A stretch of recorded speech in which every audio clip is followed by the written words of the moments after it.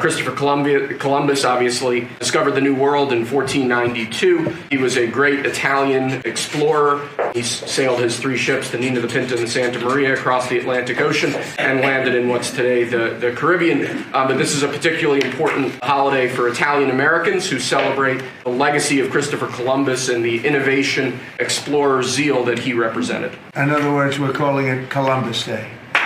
Yes. What guarantees Hamas disarms and that Israel doesn't resume bombing once the hostages are released? The first thing we're doing is getting our hostages back, okay? And that's what people wanted more than anything else. They wanted these hostages back that have lived in hell like nobody has ever even dreamt possible.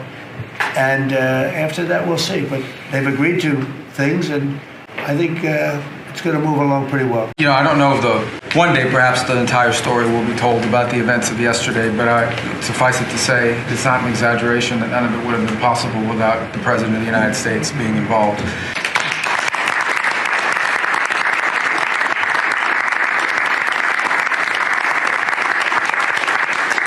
It really began with your trip to the Middle East, where these relationships were forged with partners in the region, personal relationships, close relationships that created the foundation where all of this was possible. Where I think this really took a turn. Remember, a month ago, no one thought this was possible. Farm economy is in a very uncertain time, but that isn't because of the current trade negotiations, although certainly the China part is part of that.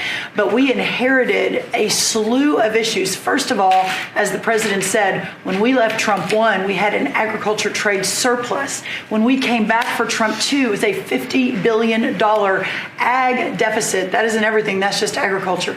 The second part is the cost of inputs for our farmers increased on average between 30 and 38%. But that includes fertilizer. It includes fuel. It includes interest rates. It includes labor.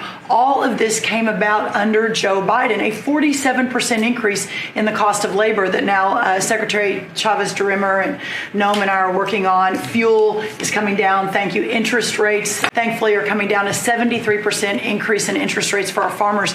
They couldn't get loans. The president's commitment is this, that we are moving into an era of rural prosperity, of a golden age for our farmers in rural America. The trade renegotiations and the trade realignment that Jameson and Scott and Howard have led with the president's leadership is unlike anything that's happened in the history of our country. And those that will benefit the most are the original Americans, our farmers and our ranchers. The president has committed, if we need a bridge, he has talked about that to get us from the Biden years to the new Trump era. That's what we're working on every day. We've got to get the government reopened so that we can move forward on that. And once we do, we'll be able to move out a significant program to help our farmers. Long term, we have to change this hamster wheel of government. We've got to ensure that the farmers have the market to sell, and it's a national security issue and onshoring a lot of the food as well.